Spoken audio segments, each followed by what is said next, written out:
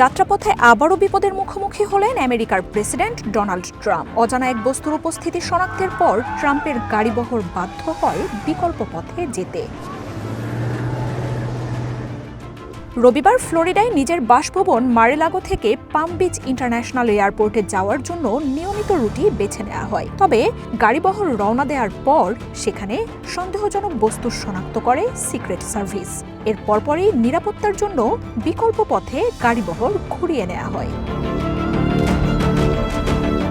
পাম beach বিমানবন্দর থেকে প্রেসিডেন্টের বাসভবনের দূরত্ব 10 মিনিটের হলেও রবিবার বিকল্প পথে প্রায় পুরো শহর ঘুরেছে ট্রাম্পের গাড়িবহর। এ সময় পুলিশের ব্যাপক উপস্থিতি দেখা যায়। ট্রাম্পের গাড়িবহরের সাথে যুক্ত হয় আরও নিরাপত্তা। এক পর্যায়ে তাকে বহনকারী গাড়িগুলোর সাথে পুলিশ ভ্যানের সংঘর্ষের মতো পরিস্থিতিও তৈরি হয়।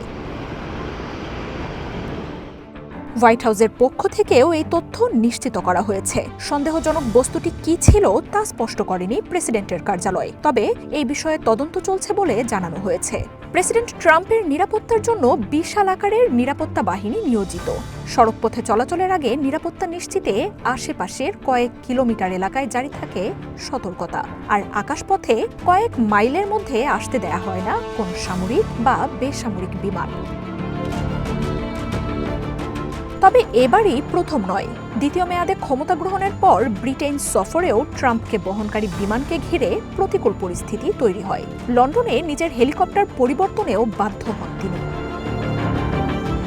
মার্জিয়া উপমা, ওয়ান ইন্টারন্যাশনাল।